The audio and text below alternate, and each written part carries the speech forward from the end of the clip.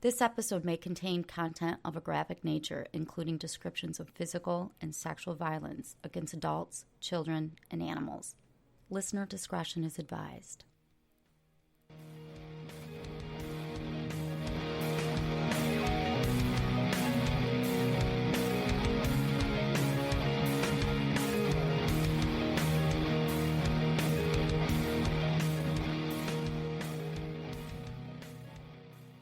Hi everyone, I'm Talia. And I'm Tanya. And together we are TNT Crimes and Consequences, a true crime podcast.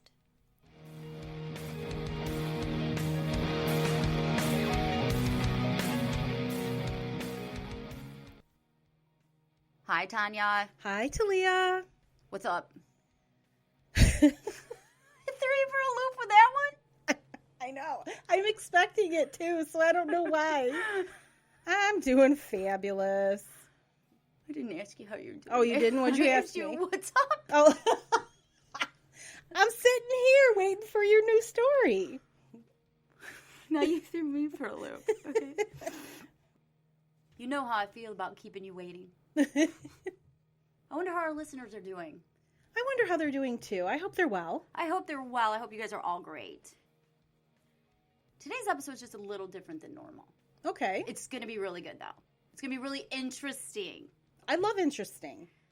An author reached out to Tanya and I about a book he wrote, actually about his great-uncle, and asked if we would be interested in maybe looking at the story. I read the book, and I'm going to talk about the story. And you're going to listen. And I can't wait. This is one of Canada's oldest unsolved murders.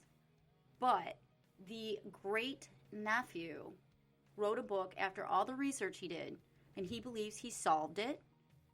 We're going to see if it makes sense to us. I love mysteries. And this is a mystery. And it's pretty fucked up. Fucked up mysteries is right up my alley. Shall we begin? Absolutely. This story takes place in Toronto, Ontario, Canada, in the early 1900s.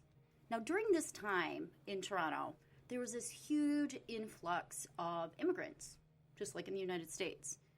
They're from Italy, Poland, Ireland, Eastern Europe. Basically, a lot of them immigrated to Toronto. This story is about a particular Italian.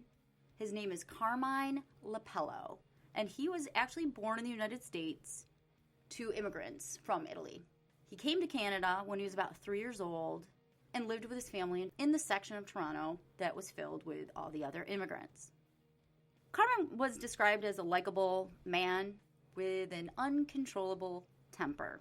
At the age of 17, in 1914, he married a teen girl named Marguerite.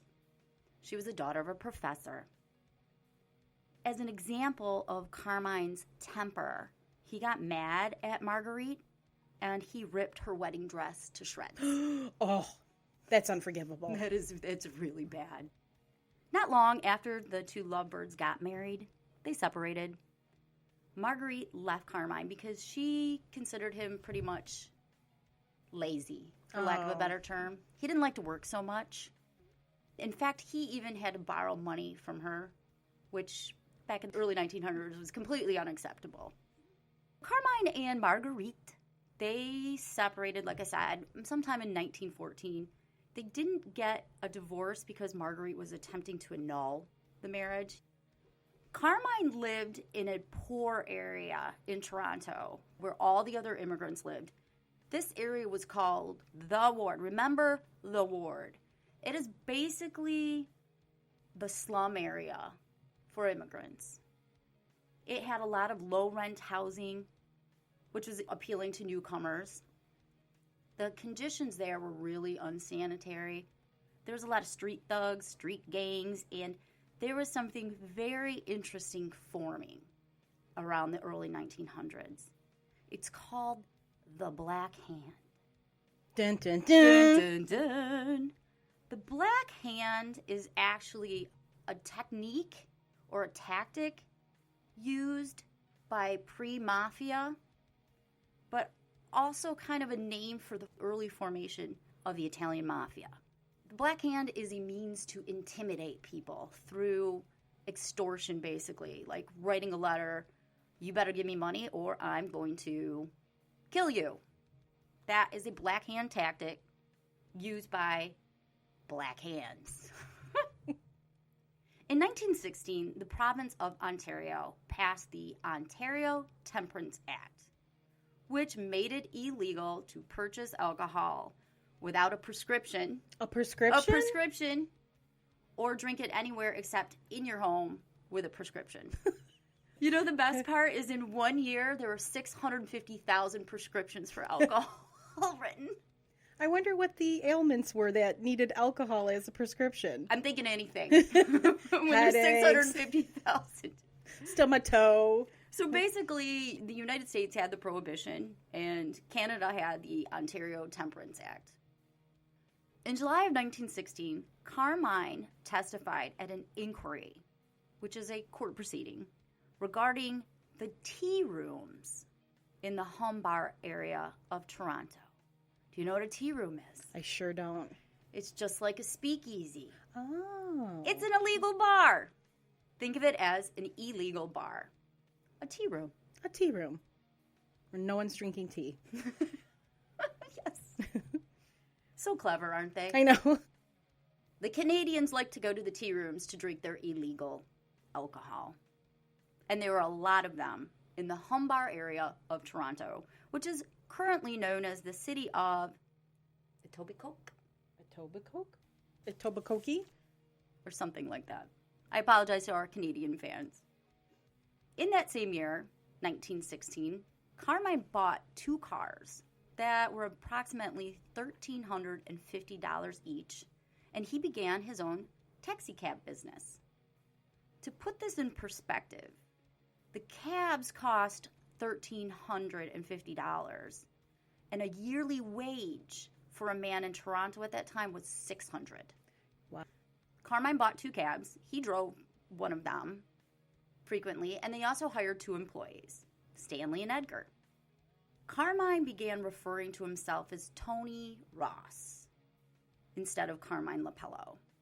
It wasn't unusual for immigrants to take on pseudonames to minimize xenophobia and to assimilate into the culture. So Carmine went by Tony Ross sometimes. Strangely, he registered his vehicles in his employee's name, just in Stanley's name. By 1917, Carmine's taxi business must have been doing exceedingly well because he went from being broke and borrowing from Marguerite a year earlier to buying a brass bed, ruby rings, and a gold watch. Things were looking good for Carmine, except for one area of his life, his love life. Marguerite left him and started dating another man. And Carmine couldn't take it. He just loved Marguerite. So in February of 1917, he reached out to the man that Marguerite was dating, and he called him on the phone, and he said, "Hey, I'm with the Black Hand, and you better not touch Marguerite." Carmine had a little bit of some shadiness going on. On May 15th, 2 months after he said he was with the Black Hand, and then again on May 25th, a week later, Carmine got arrested for ISA. That is illegal shipping of alcohol. He must have been working for some bootleggers because he got caught delivering alcohol in his cab. And apparently that was a very popular way to transport the alcohol for the bootleggers, is to have taxi cab drivers do it. Interestingly enough, if you get caught transporting alcohol in a car that's not yours, and the owner can prove, I didn't know the alcohol was in it, the car wouldn't be impounded. So Stanley's like, I didn't know the alcohol was in this car. So Carmine's cars never got impounded. Nice. Clever. Very. On July 19th in 1917, at around 11:30 p.m., Carmine pulled up to the taxi cab stand, and he was driving his green car, and it had a white stripe on it. He's sitting there at the taxi cab stand, and his friend Joseph Pill who's also a taxi cab driver, decided to join him while they were waiting for someone to need a ride. As Joseph Pill is sitting in the passenger side and Carmine is sitting in the driver's side, this couple approaches Carmine. It's a man and a woman, and they're looking pretty rough. The man wore a cap, and he pulled it down to kind of cover his face, and he had a big collared coat that he pulled up, so most of his face was covered, and he actually went around to the back of the car. The woman, who wore a really large brimmed straw hat and a raggedy black dress, came up to Carmine's side of the car and said to Carmine, "I want to go to Hyde Park in the green car with a white stripe that I was out in 2 nights ago." Carmine told the woman, "I've never seen you before, so it must have been my driver, Edgar," because he never saw her before. There was only one other taxi in all of Toronto that was green with a white stripe. That was driven by a guy named Frank Lombardi, who was not working that night. The woman insisted that she wanted to go in Carmine's car. Carmine didn't want to drive her because they looked raggedy and like they wouldn't pay, probably. In addition, he didn't want to go to Hyde Park because that was a really seedy area in Toronto, next to the Humbar area where the tea rooms were, but it was even seedier. So Carmine asked Joseph Pill if maybe he wanted to take them, and Joseph said no. And the woman insisted that Carmine take the couple. So Carmine agreed. Joseph Pill got out of the passenger side of the cab, and just as the man and woman were entering Carmine's cab, another cabbie named Steven pulled up to the taxi stand. Steven offered to take the couple where they needed to go, but the man waved him away silently and then pointed to Carmine's car, basically saying, "No, we're riding with him." So Steven just left. Carmine was seen driving this couple a little while later by the police, and they noticed him because he was driving really, really fast. But he was headed towards Hyde Park. The next morning, in the area of Toronto called Humbar Bay, between 5:15 and 5:30 a.m., a market gardener, I don't know what a market gardener is, but a market gardener was on his way to work, and he came across the body of a clearly deceased young man who was still warm to the touch. The body was laying about 20 feet from a parked green car with a white stripe. It was the body of Carmine laying on the side of the road.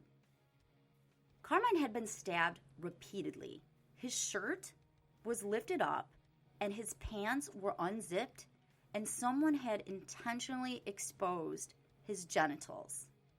His pockets were sticking out as if they'd been rifled through, but he still had $6 in them, so nothing was taken. The area where Carmine's body was found was rather desolate. It was towards the country. There were a few houses, but it wasn't like it was in a city. So there weren't a lot of people around.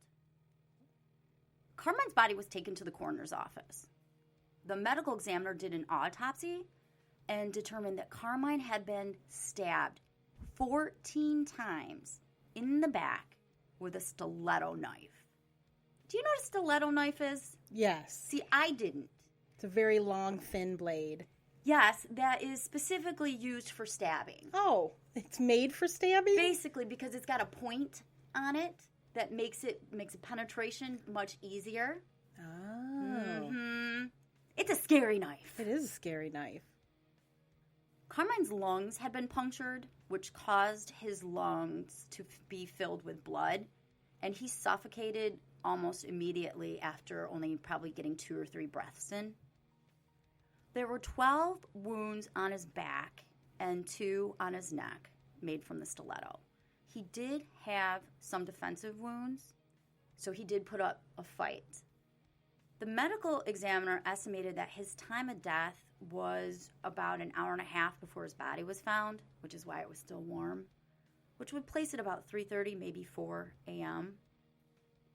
The coroner also stated that the person who killed Carmine was, quote, good with a knife, and knew how to get fast results, end quote. Newspaper reports that came out immediately after the murder stated that the murder was a result of, quote, sudden jealousy. It was theorized that the couple in the cab, something happened with Carmine and them, and the man got jealous and stabbed Carmine. To support that theory, and this is something I did not know, apparently there is an Italian custom, for lack of a better term. If you mess with someone's wife or girlfriend and they kill you, they will expose your genitals, and that's a little signal like, he fucked with my wife. I was thinking it had to be something like that. Yes. Like it's a message. It's a message. So that helps support the theory that it was a sudden fit of jealousy. I don't believe Italians do that now, and I love Italians. I love Italians, You're married to an Italian. Absolutely. The police began a very active investigation. They offered $500 to any person who could help get information leading to the arrest of the murderer or murderers of Carmine. To put that in perspective, that is the equivalent of $50,000 today. During their investigation, they began talking to the residents that were around where the body was found, and they found out there were two women that lived about a block away from the murder scene that stated they heard the screeching of a car as it took off past their house, and then the car turned around, then it came back from the way it started, and it sped off. And that was about 4:15. Around that exact same time, about 5 miles away, a man saw a couple that matched the description of the couple that was at the taxi stand, walking very fast from High Park. High Park and the murder scene were about 5 miles away. If that witness is correct, then that would mean it would be impossible for the couple to have done it. In addition, Carmine was driving the couple around midnight. His body is being found around 5:15, and his time of death is around 4. So there's a time frame in between where he picked up the couple and he was murdered. The day after the murder, a man about 180 miles north of Toronto was approached by a couple matching the description of the couple at the taxi stand who asked this man for a ride. He didn't give them a ride, but he was completely and utterly freaked out because their description matched to a T what was put in the paper. So he's pretty convinced that he saw that couple. So the coroner did an inquest, and the first witness to the inquest was a man named George Rush Sr. George lived on Salisbury Avenue, which is the street in Humbar Bay where Carmine was found. As a matter of fact, George's home was only 180 feet from the scene where Carmine was murdered. Strangely, that particular night, the night of the murder, George Rush got a phone call from a friend telling him his car was in a ditch and he needed help. So George had to leave his house around 3 a.m. and he came home after helping his friend at about 4 a.m. And when he came home, he saw two guys fighting. They were fighting in a foreign language. One guy was shorter than the other guy, so there was a height difference. George didn't think much of it, and he went inside. And this was about 4 a.m. Given the fact that Carmine only spoke Italian and English, it had to have been Italian that these two men were arguing in. George didn't speak Italian, so he couldn't say what language. Carmine was 5'7", and George estimated whoever was arguing with him was about 6 feet tall. The second person to testify at the inquest was Joseph Pill. He was the friend that was on the passenger seat when Carmine was approached for a ride. Right after Carmine's murder, Joseph said that he had seen the woman who had asked for a ride before, and he'd seen her in the ward area. That's the slum area where the immigrants lived. He also told the police he could probably identify her. However, he said he couldn't identify the man because he didn't get to see his face, but he was about 5'6", and he had sort of a hunchback. His back was slightly hunched over. He was clean-shaven, wore old clothes, And both the man and the woman appeared to be about 26, 27, 28 years old. Joseph is quoted as saying the man and woman looked rough, like they didn't have a dime. On July 23rd, 3 days after Carmine's murder, Joseph Pill received an anonymous letter to his house. This letter stated that he'd better stop helping the police or he was going to get the same treatment Carmine got. This is kind of a black hand tactic. After that, the police brought in a woman that matched the description of a woman at the taxi stand. They brought her into the station and asked Joseph Pill to ID her. And Joseph Pill then said, I don't know if I'd be able to identify the woman now. I see anything. I don't know anything. And that's why these tactics work. Right? If I got a letter like that, I'm just saying it would make me think twice. A couple other people took the stand, kind of testified to Carmine's temper. The last taxi driver to take the stand was Frank Lombardi. Frank is the guy that had the same taxi car as Carmine's, green with a white stripe. Some months before Carmine's death, a few months before, Frank and Carmine were overheard arguing about a load or a taxi fare, and it was a pretty heated argument. In addition, Frank was arrested on June 1st, and this is about 6 weeks before Carmine's murder, for ISA, illegal shipping of alcohol, just like Carmine did a few weeks earlier. Being that Frank Lombardi was from the ward, he was asked if he had any idea who the woman could possibly be. And he said, nope, I don't know nothing.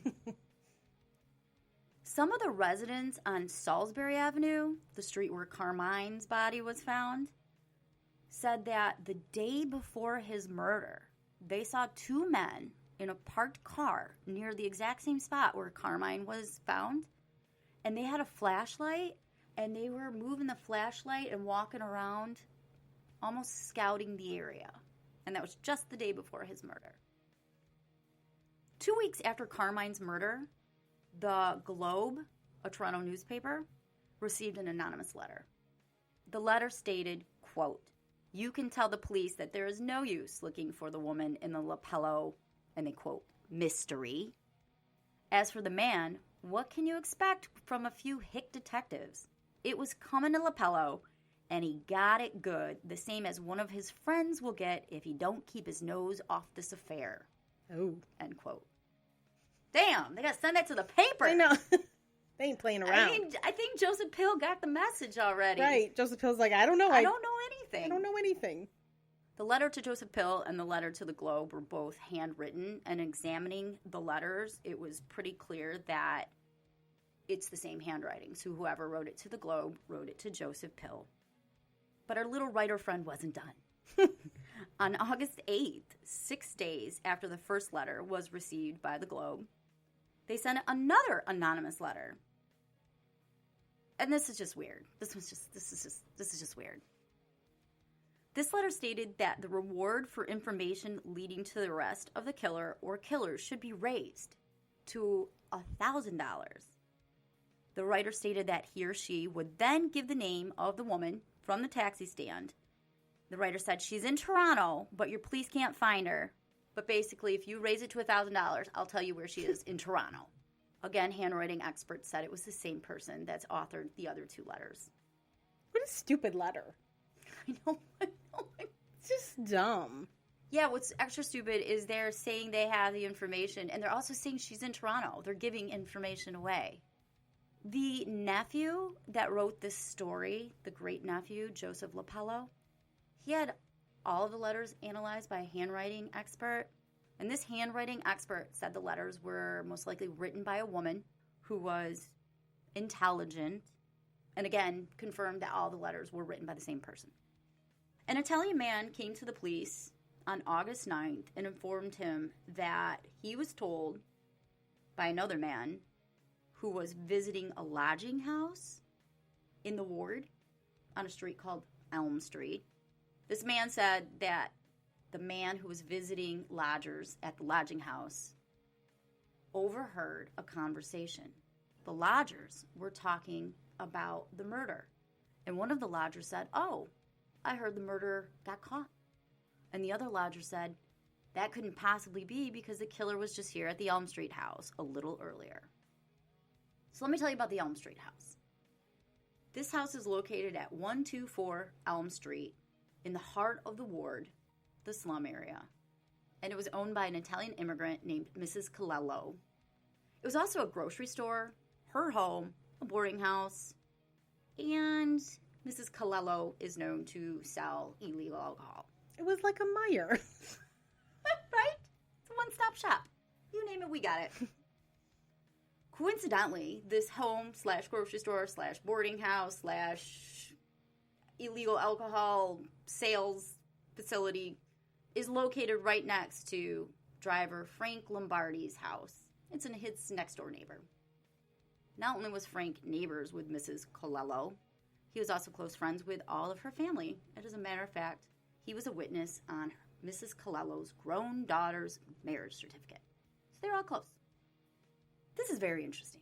Mrs. Colello told some people that she actually saw Carmine's body on the side of the road.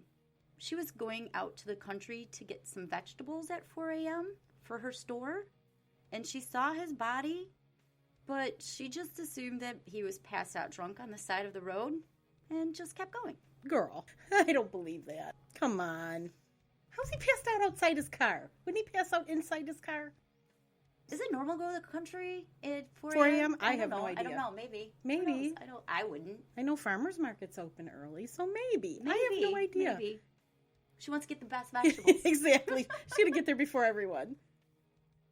At Mrs. Colello's house, she hid a man named Sobora from the police. He was wanted for stabbing another man. According to unknown sources, quote unquote, the man who stabbed another man and was hiding out at Mrs. Colello's house was indeed picked up from her home on the night of the murder at 3 a.m. by someone.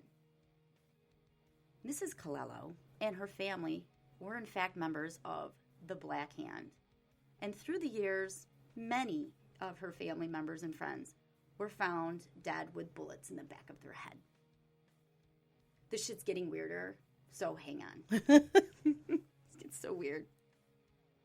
On August 13th, this was about 3.5 weeks after the murder, the investigator for Carmine's murder received a call from a Canadian Army soldier named Private Kilner.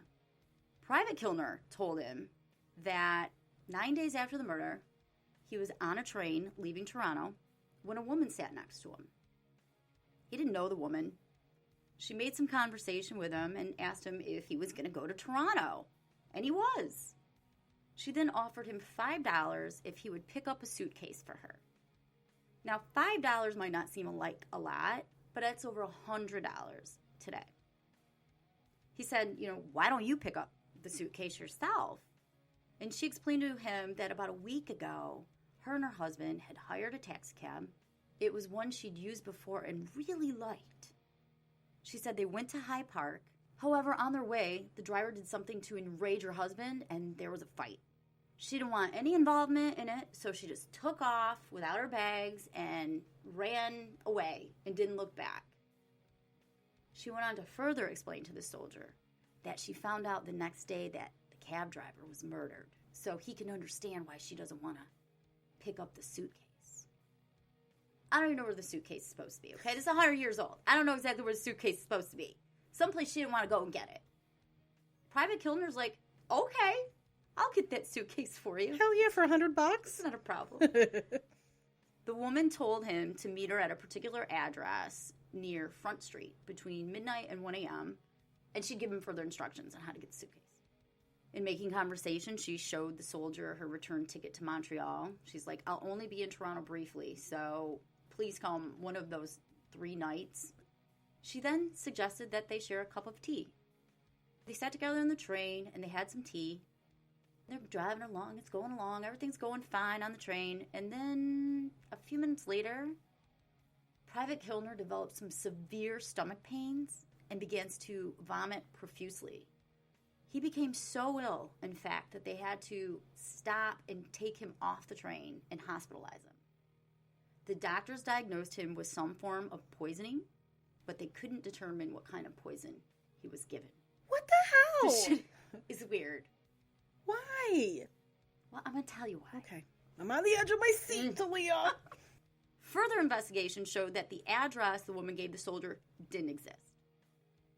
And there was actually a witness that could back up the story of Kilner talking to the woman he described to the police right prior to the poisoning. And this woman must have matched the description of the woman from the taxi stand because Private Kilner was granted leave from the Army to help go back to Montreal and try to find her. Private Kilner and the police couldn't find this mysterious woman in Montreal.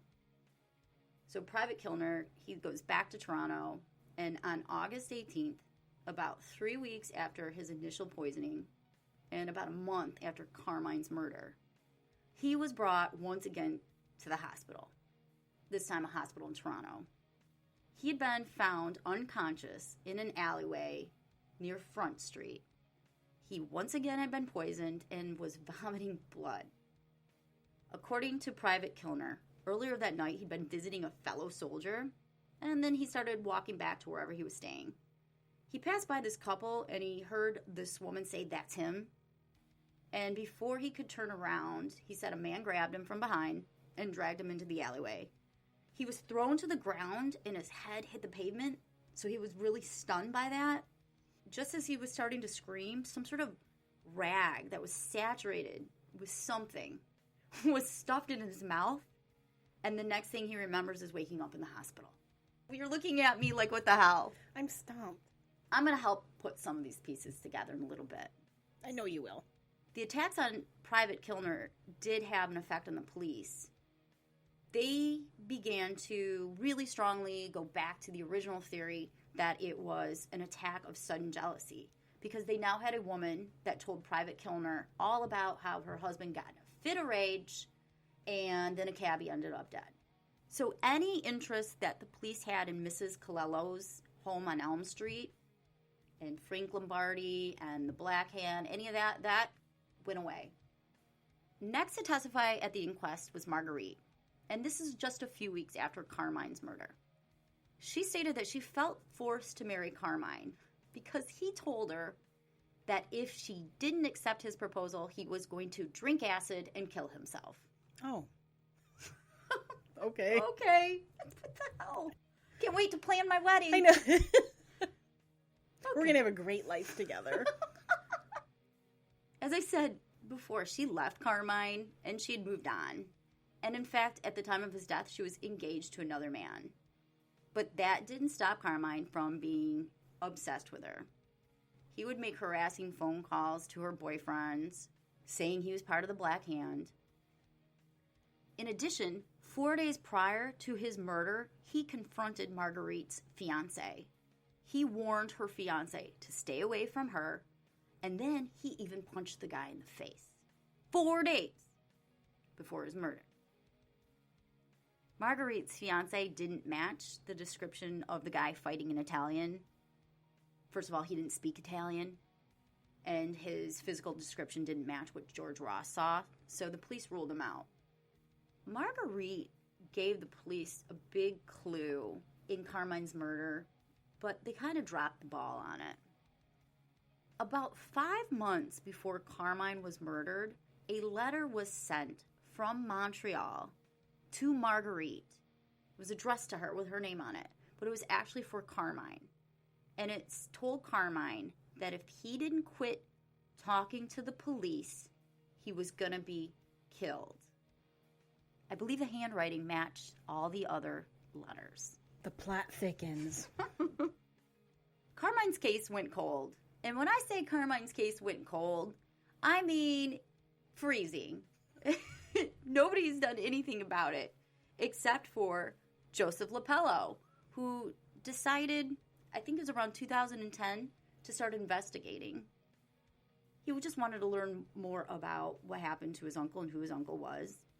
He searched through archives, newspapers, historical societies. He did FOIA requests and all these other sources.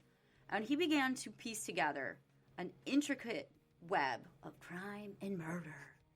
He discovered that Frank Lombardi, the taxicab driver with the green car and the white stripe that was neighbors to Mrs. Colello, he discovered that Frank's niece got married, and a man named Rocco Perry served as a witness to the marriage.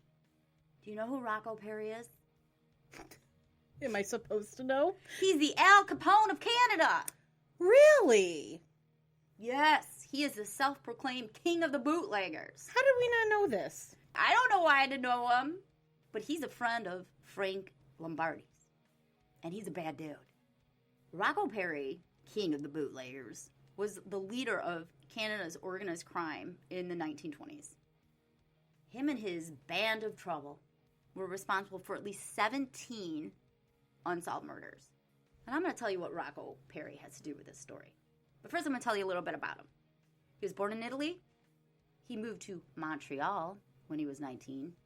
He had a very thick, distinct Italian accent. He stood about 5 feet 5. In 1911, he moved into the Ward District in Toronto. And a few years after that, he fell in love with a married woman who had 2 young children. Her name was Bessie. Bessie is very well known, too. Bessie had a fondness for large-rimmed hats.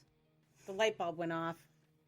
And there's a picture of Bessie with her large-rimmed hat on our website. In 1912, Rocco Perry was arrested for murder. A trial took place, but there were a whole string of witnesses that testified to his defense. Of course. He's innocent.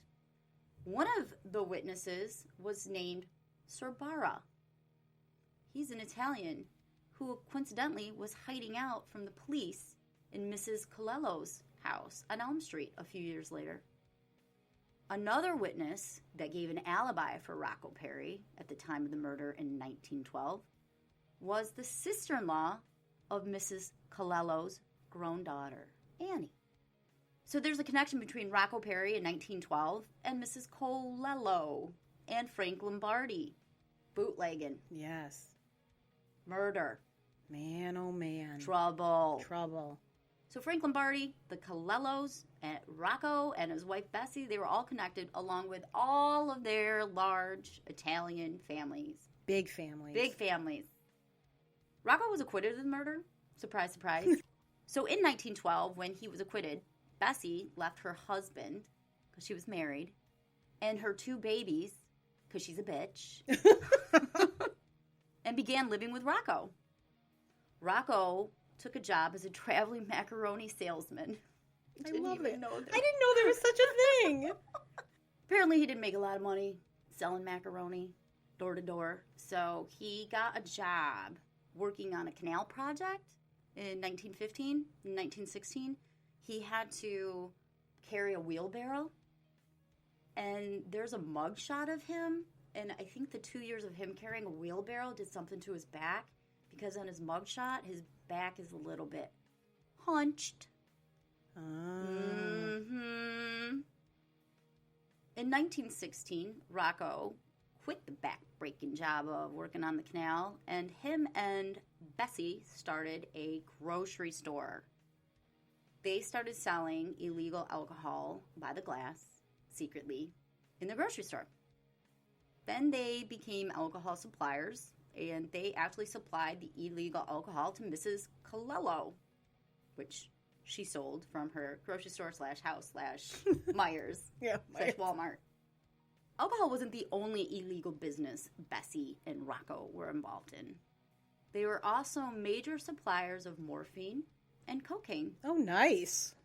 Do you know what happens when you drink morphine? No. I would never think to drink morphine, but well, okay. there is a liquid version, and it will make you vomit and get stomach pains. I looked it up. I did. I Googled it. Nice.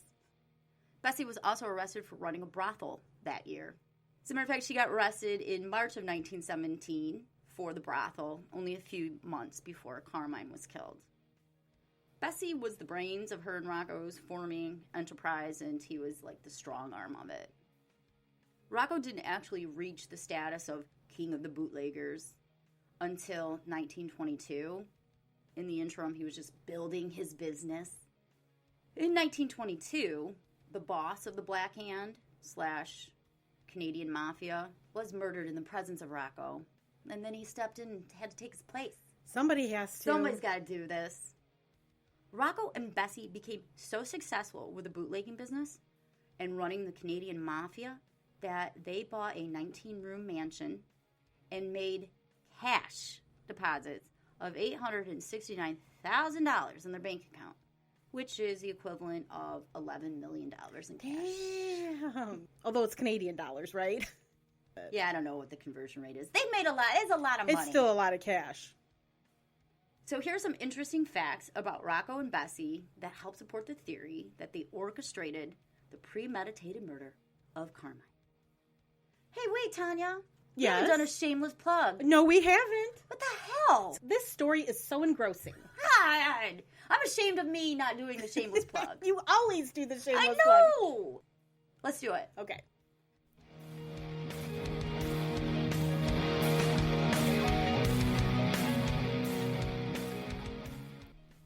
Hey everyone, if you go to our website, tntcrimes.com, you can find full unreleased episodes available for individual purchase. You can also join our membership where you get unlimited access to all of our unreleased episodes and early releases, mini episodes, and so many other awesome things. So go to tntcrimes.com, and thanks again for all your support.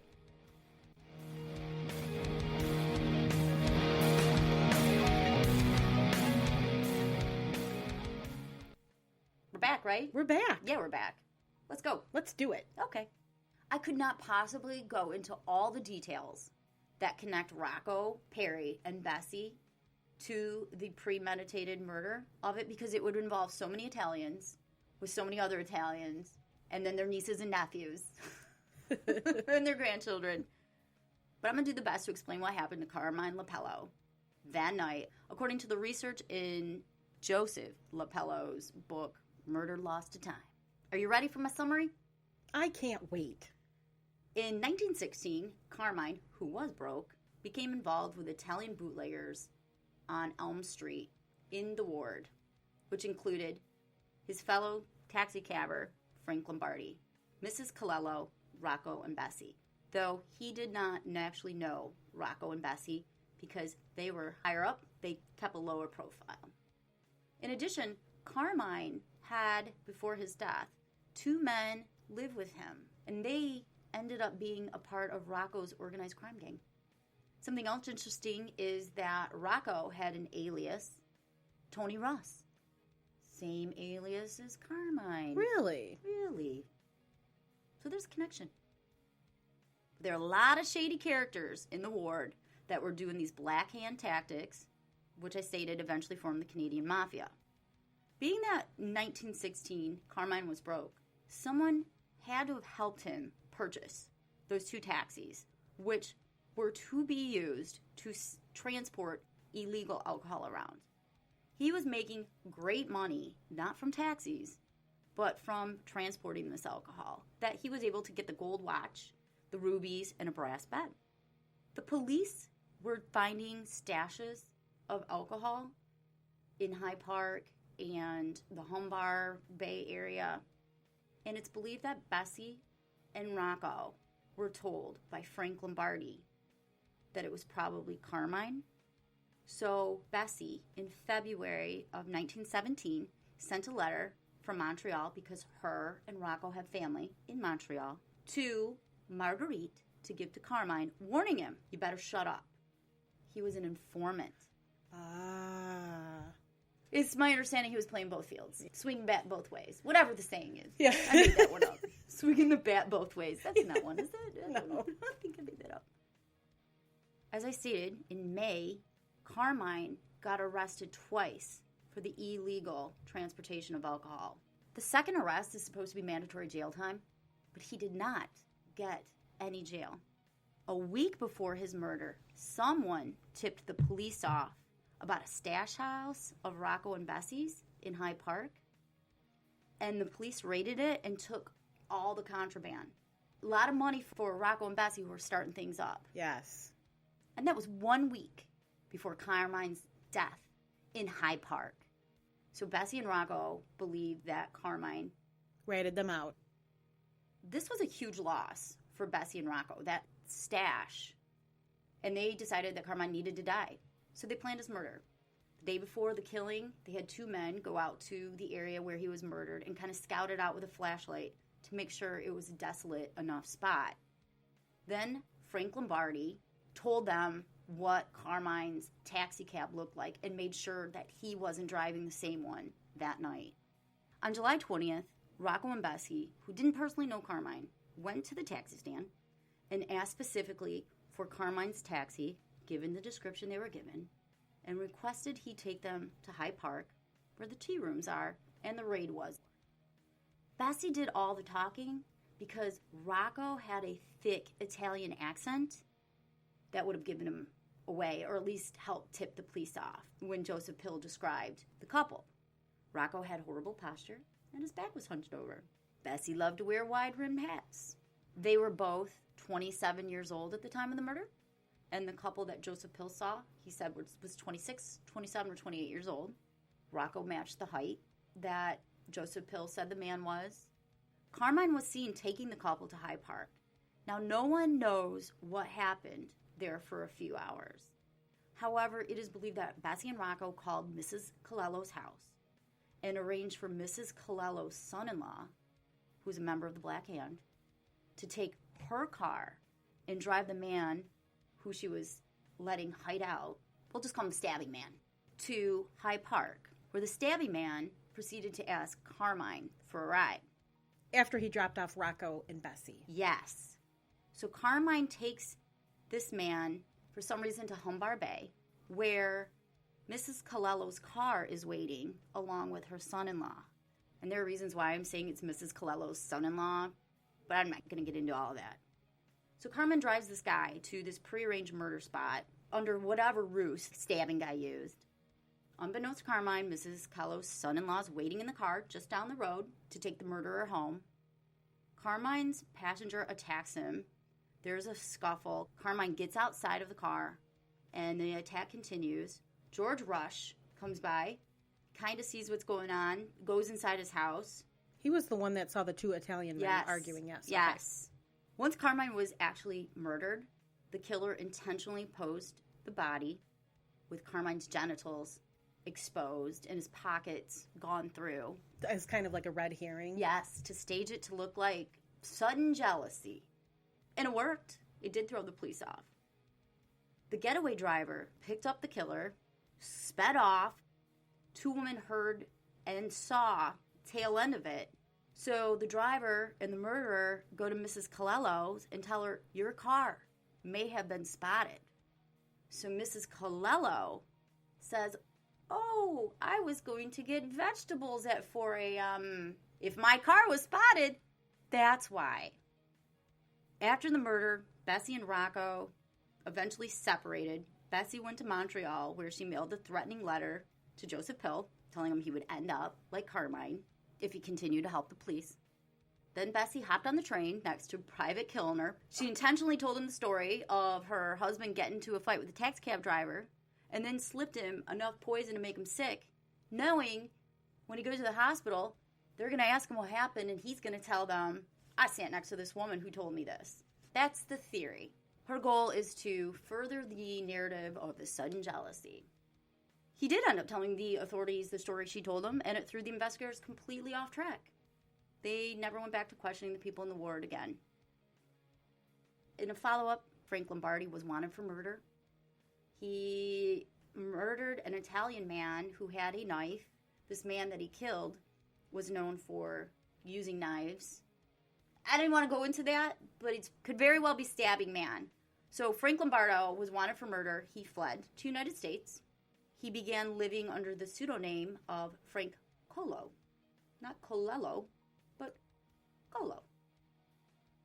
In 1930, Bessie and Rocco were shot at by 2 men with double-barreled shotguns. Bessie was murdered. Rocco survived. Later on, a bomb was placed in Rocco's vehicle, and it detonated. but he survived. Damn. Then another bomb was placed on his porch, and it detonated, and he survived. Wow. Then on Sunday, April 23rd, in 1944, Rocco went for a walk, and he was never seen again. Now, it was believed that he was fitted with cement shoes and thrown into the waters of Hamilton Bay. However, investigators later found letters written by him to his family that showed he actually lived out his days in New York in obscurity and died sometime around 1950. And they're for sure letters Yes. from him? Everything I read said they're convinced these are actual letters from him. Wow. Man, what a story. We have a little bit of a phone conversation that we want to share with everybody with the author, Joe Lapello, on our website. I love mafia stories. I know you do. That's why I was happy to do this one. It's different than our normal ones, but sometimes you got to get away from all the serial killers doing all those perverted things. Right. I mean, mysteries are fun. That's why this is a good episode, Talia. Thank you. I really enjoyed it. Thank you. Hey, Tanya, where can people find us? Everywhere, Talia. Everywhere, literally. If I could make it so we're everywhere, we would be. Just Google TNT Crimes. Just TNT Crimes anywhere. We are on all social media. TNT Crimes. And on our website, tntcrimes.com. Yeah, where you can find more information on this story. We also have some merchandise now. We do have merchandise. And you can follow us and like us. And please, if you are enjoying our podcast, give us a good review. So until next week. Till next week, thank you, everybody. Bye. Bye.